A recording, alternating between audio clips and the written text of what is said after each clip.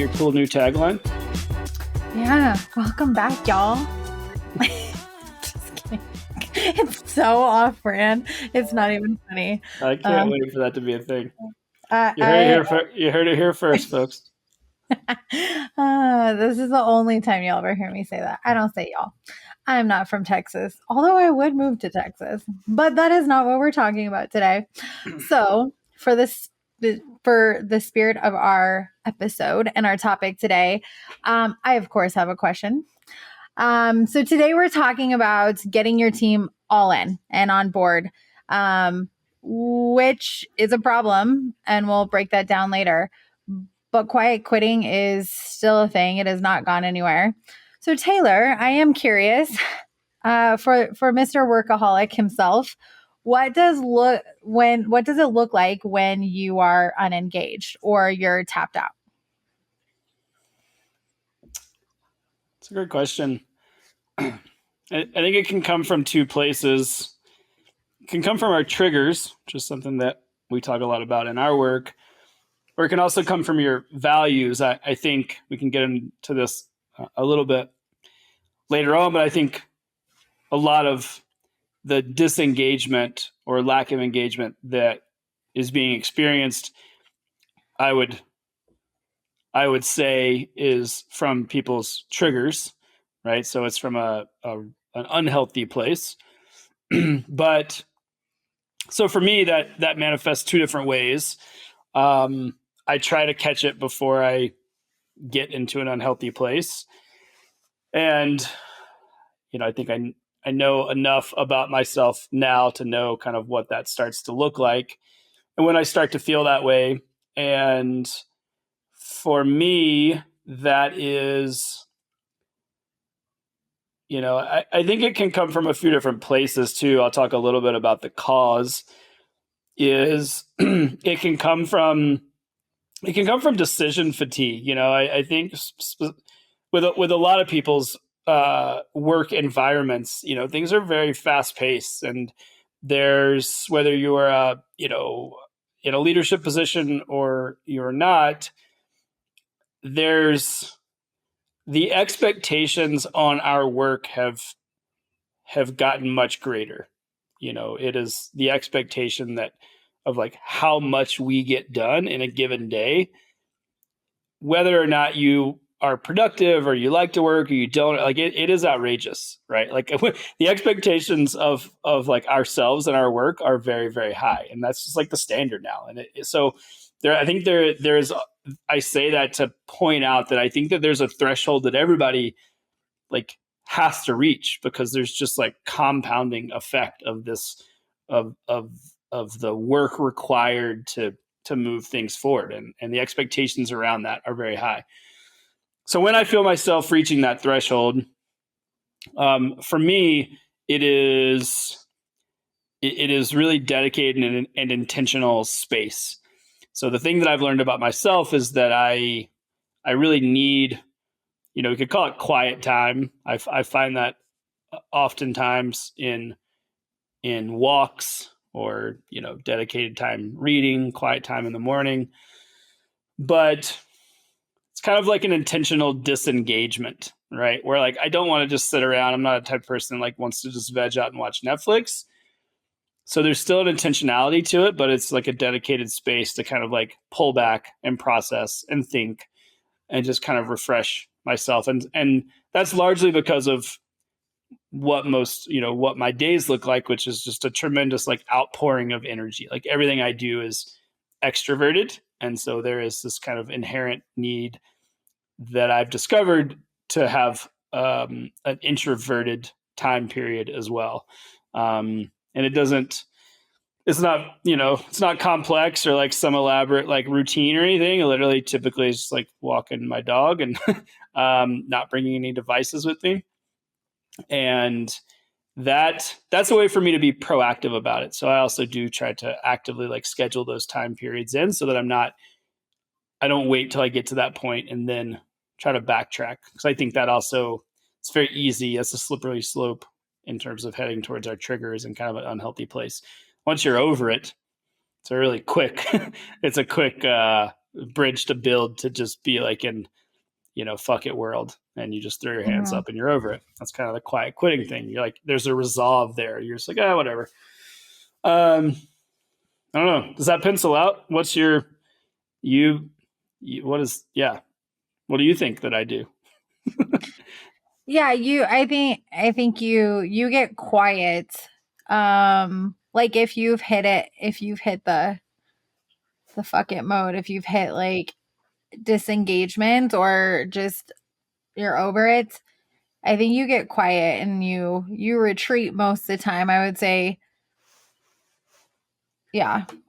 If you're still engaging, then it's typically not disengaged, obviously. Like that's kind of an oxymoron, but like that is, we've spent like 2 weeks in a car together in like extreme stressful situations. And like I've watched that gradual story unwind. And I would say like the second you get quiet is the second I know you're probably like in fuck it mode. And I'm like, oop, he's hit it. There it is. It's not often. I would say it's like it's hard to get you in that place, but like I think it with the right amount of like stress or pressure, like everyone gets to that place.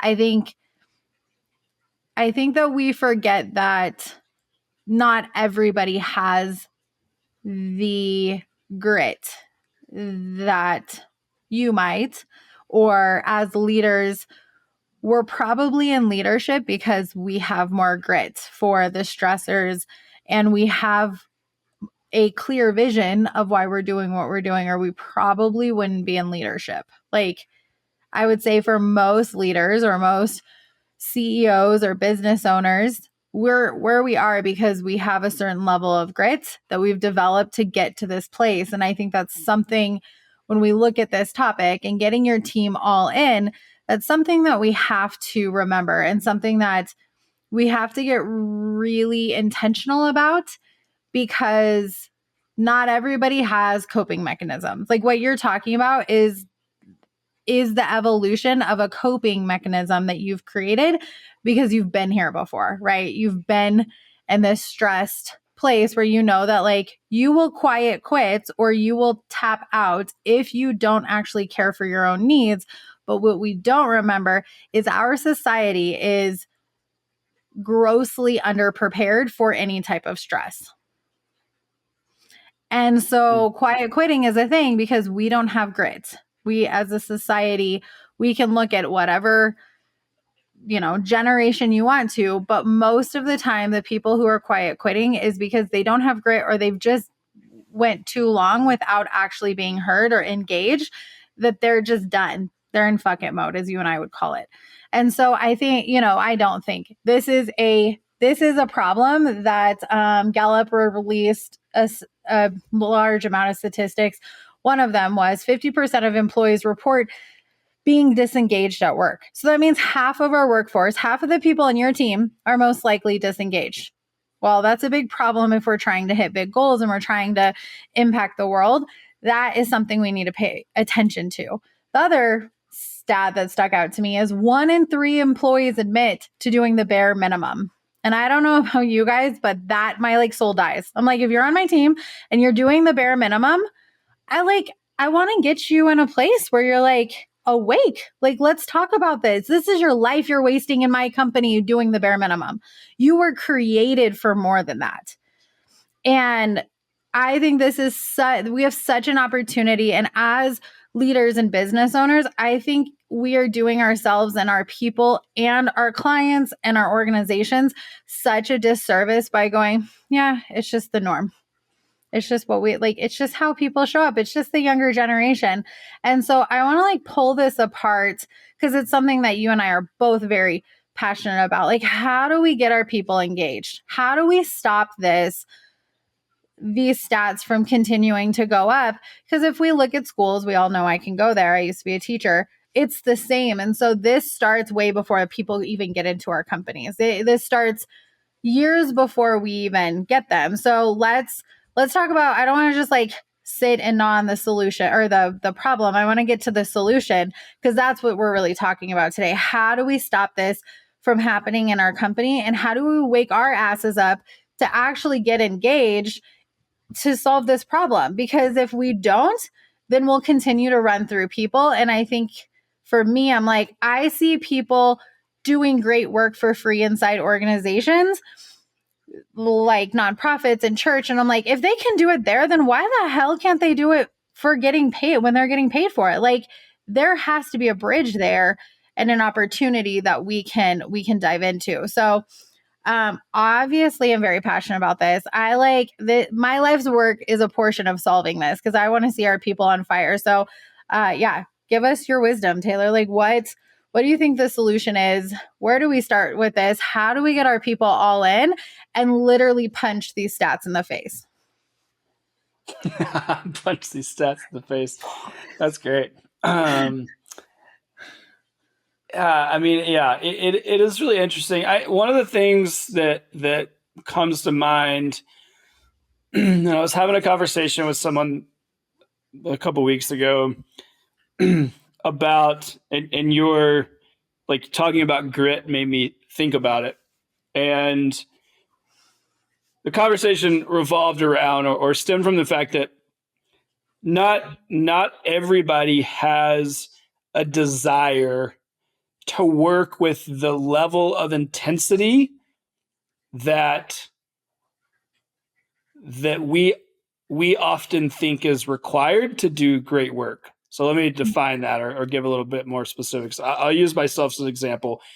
This specific conversation I was having was with a friend who said, like, called me out, and it was love. They're like, not everyone like wants this. Like, this isn't the standard, right? Like, and that's okay. And so I think it starts with recognizing or working to like rectify what our definition of productivity is. One, two, also recognizing like what does it look like for people to show up in alignment with their definition of their full potential. I think people are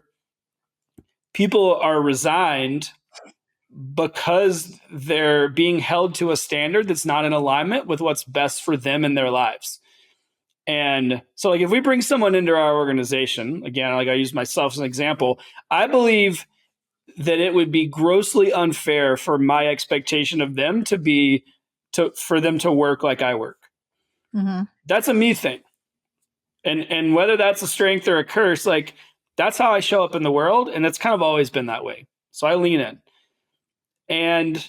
But that doesn't mean that they can't do great work and be an incredible contributor to our shared mission and not work that way, right? And not hold themselves to that standards or for me to hold them to those standards. So I think that's for me feels like a really critical inflection point of that there needs to be a redefinition of like what it looks like to do great work, because doing great work is not just doing a lot of work or working a lot. And those things get packaged together. And I think that is a mistake. And I think it burns people out. If how we define great work is high volume, then there's not a lot of people realistically on this planet that are suited for those roles. So yeah, like statistically, I bet it's half, right? I bet it's less than half. But that makes sense to me that like half of the people are disengaged, because I think certainly half of the people don't have that strength. That doesn't align with their values. But it doesn't mean they don't do great work, or it doesn't mean that they don't have the opportunity to contribute meaningfully within the organization. I think it's a redefinition. So that feels like the starting place. Where do we go from there? One, do you agree? Two, what's the next step? Yeah, I absolutely agree. I think that puts leaders, like, even doing this work and helping companies map these things out and getting creative. Like I'm always saying that, like, there's not a lack of resources. There's a lack of creativity. And everyone wants to be like, oh, I can't afford that. Like when we're talking about this, one of the things that pops up in my mind, like I've been watching LinkedIn and there's like literally like a tug of war over in like content that everybody's like, call your employees back into work, like, you know, return to work kind of mandates. All of this stuff is happening. It's happening in the government. And like there's all across the boards. I'm reading all the stats on it and I'm like, what is the right answer? And I want to cast this view that like the reality is there is not a right answer. There is your answer for your organization and only you can define what is right for your people, because we're also working with a handful of people on the career side that are literally leaving their positions because they're not back in office. They're like, I just need to be around people. And I'm like, great, like let's find you a spot that you get to go be around people. And I think that that's a tactical place where people are experiencing disengagement. They're tapping out and they're just over it because they're sick of being at home. And I can relate. I work at home most days. And yesterday I was like, I can't. Like I just need humans. I'm going to lose my mind. And we have to look at that. We have to look at our culture and we have to back into it from intention with who we want to work with and how we want to set that up. And there could be some times, like some of our companies, like you have to go to work because you're client facing, right? That's not even a part of the conversation. But I think that there's not a right or a wrong answer in this. And you have to start with what is going to help your people and then hire from that place. Like if your people don't want to go into the office and you're losing people and you're actually taking their autonomy and they're feeling disengaged because they're being forced to go to work, well, that's counterproductive for a work environment. And I saw, I don't remember who, maybe it was, I don't know who it was. Maybe it was Slack, it was Google, it was someone in the tech industry was like, our people are not children. We're going to continue to work from home. And I was like, that's actually not what that means. Like mandating people to come back to work is not automatically saying you don't trust your people.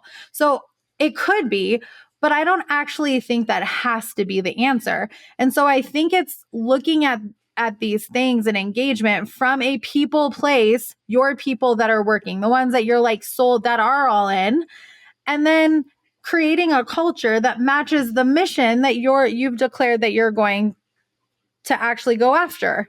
And I think that that's a staple here. If you don't have a clear vision and mission, and I know we harp on this a lot, but if you don't have a clear vision and mission that you guys are living from within the organization, and I don't mean plastering it on the wall, I don't mean just like talking about it or hiring people if they like check the boxes.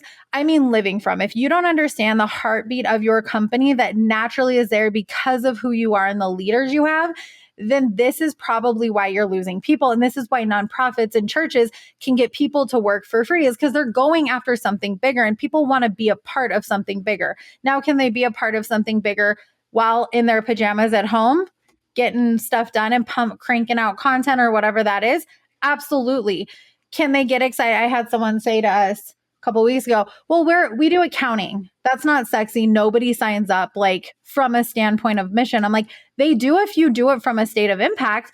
Through that accounting, how do they get to help the people that you're helping? Do they get to go change the lives of small business owners? Do they care about, are they someone who's like really cares about poverty? Are they someone who really cares about small businesses? Maybe their family was from a small business and they watched their dad completely tank and not be able to provide for his family. If you get them connected to that mission within themselves and then tie it into the company's mission, they're going to show the fuck up. That's what's going to happen. And we just don't ever draw those through lines. And so I think it starts with understanding that vision and mission really clearly and then backing into it from that standpoint. Like, okay, now what does it take? And for us, we've allowed people to actually tell us how much they're working. And that's been really challenging, don't you think? Like, that's been a really hard choice for us. We've had to like, in all of our companies, we've had to manipulate roles to nauseam to make sure that we actually are engaging our people from that level. But it starts with what you're talking about is like, you have to look at them as individuals first. Yeah, I mean, it's I think it's an important distinction or point to make, that it is not necessarily the easier route to do this, right? Like what we are advocating for. And again, I think it's a no-brainer. It speaks to why this is the bulk of the statistics, because the easy route leads to mediocre success, right? Like if you want mediocre success, come up with mediocre solutions. Mhm. If you want great results, come up with great solutions, come up with great opportunities for your people, paint clear roadmaps, help them see what the path forward looks like in alignment with their strengths, allow them to tell you like, hey, I don't like doing this, but I really like doing this, right? And be open to massaging roles and responsibilities to fit the needs of the people. Now, of course, that has to tie into your objectives of your business and KPIs and all those things, but those two things do not have to run in opposition of one another. And I think that is an important statement to make, because I'm not, I know for a fact that's not the baseline understanding. It is Yeah. one or the other, right? It is take care of my people or build the org chart and infrastructure in my business to accomplish X, Y, and Z. And those things do not have to run in opposition, but it does require a different way of thinking. And it requires a real interest and commitment to building relationships within your organization and focusing on the people. Because also, if you don't have people that are fired up and moving in a clear direction, like you don't have anything, right? Like right now, most of the world's organizations, half of the workforce is shit. So you don't have it now. So don't come back and say like, like you get pushback. They're like, well, it requires effort. I'm like, you know, it requires effort. Not delivering on 50% of the potential within your organization, like that's what's hurting you, right? Yeah. That's what's taking time and energy. So why don't we redirect that time and energy and then layer that with a level of care that actually sets people up for success? And I think that is the shift to like the next action item in this timeline or roadmap. Is there's a shift to recognizing that actually thinking critically about those individuals in the organization and how you build a relationship with them and how they're able to see themselves in it in a very meaningful way actually matters. And it matters really substantially for the key things that we all care about. Yeah. Revenue, ROI, customer satisfaction, pick a thing. I promise you that it shows up in all those areas in a massively impactful way. And it more than pays for itself in terms of the time investment and care and even like HR costs and processes and these things to set these people up. It more than delivers on the backside versus just coasting, right? Mm-hmm. Or just making some BS rule about getting people back or not getting people back. To your point, like our people aren't children. Like what a sidestep of like the real issue. Like that's not, no one was accusing you of that. Maybe they were, I don't know, but that's, to your point, like that's not how I see that. I think like there was so much more opportunity to make that statement from a place of like impact, and they squandered it, right? Like Well, how does that yeah. feel to the employee to like hear that and be like, oh, was that on the table? Did you think I was a kid and now you've backed off of that and you're letting me have my freedom? Like, doesn't feel good. Anyway, I can go on a rant. Now I'm fired up. Great.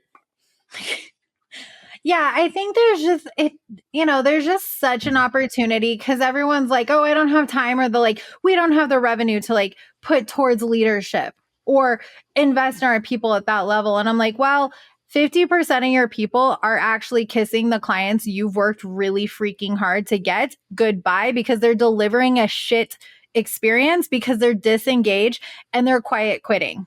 So tell me, go do your numbers at your client retention and your upsell, and go look at your KPIs. And if your sales aren't actually where you want them to be, then let's talk, because that is actually the thing that's probably stopping you from hitting your goals. And it's so interesting. A good friend of mine, we were talking about this the other day, and she's in an organization that has been letting people go left and right. And she says her company morale is really down.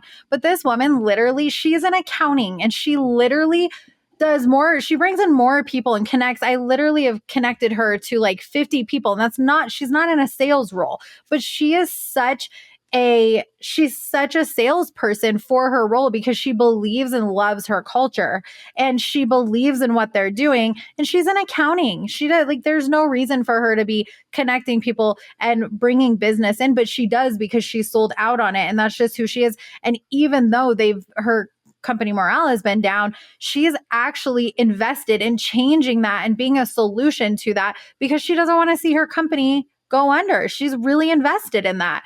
And I think and it's because of the stories that she's heard from the time she was there. She's heard multiple stories that how partners have worked their way up from places like accounting. And she's like, I want to grow here. I want to see this continue. It's about the story that's told and the possibility that's been created. But so many times we're like, we don't have the revenue. I'm like, bullshit. You don't not have that. You can't not look at this stuff, because if you don't, it's going to cost you on your bottom line, and it's going to cost you in the long-term relationships in the market that you're just ignoring, and you're trying to focus on the KPIs when it's actually your people who are driving those KPIs. And we don't look at that. And so I think there's a huge opportunity to shift what we're actually focusing on. And if we focus on people first, we're going to shift it. But you have to be engaged in your people. So I have a couple of questions to like round us out here.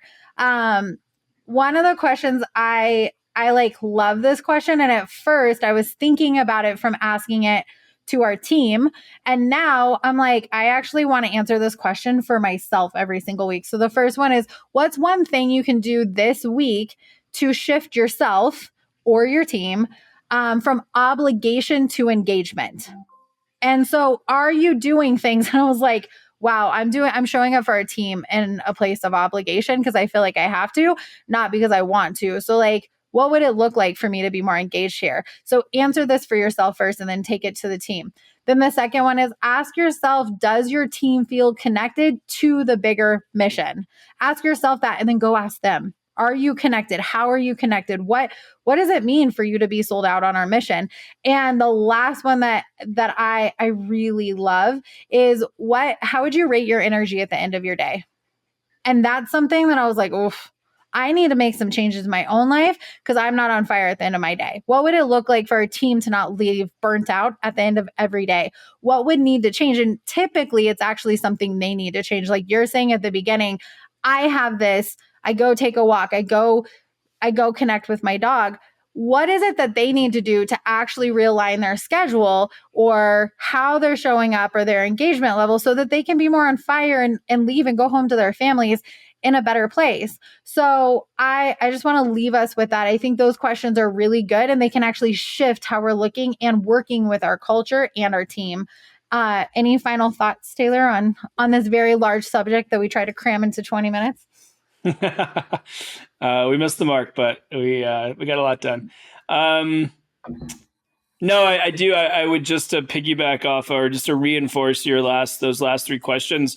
I think it's good to turn the lens inward too. So if you wherever you're at in the organization, it doesn't matter.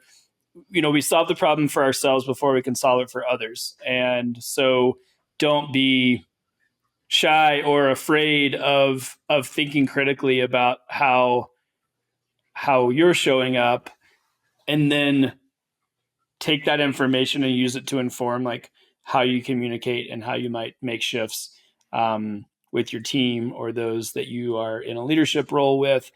I think there's a lot of opportunity there because it also specifically from a leader's perspective, it's easy to just look outward, right? We're like, they're doing this, they're doing that. Half of my workforce is this. All those things can be true, but like you got to look at yourself first. So I think those are great questions and super, super strong perspective to end on. As always, We can be found at impactinitiative.network. Like Christine said, you can't afford not to look at these things. I know that at face value, it feels like it might fly in the face of what you're trying to accomplish, but take it from us. We've learned the hard way in our own personal businesses. And then we also interact with businesses every single day where we help them solve these problems, and look at it from the people perspective so that they can accomplish their larger initiatives and actually build a culture that's meaningful and impactful and set these people up for success so that 100% of their workforce is engaged and like watch how the needle moves when that shift happens. So if that's something that you're struggling with, or even if you call bullshit and you're like, I don't think that works, let us help. We want to talk to you. We're happy to get on the phone, and just explain what that can look like from our own personal experience, as serial entrepreneurs, as well as doing this work with lots of other companies around the world. So again, that's impactinitiative.network. You can reach out to us there, and we look forward to supporting you. So until then, see you next time on Impact Minded.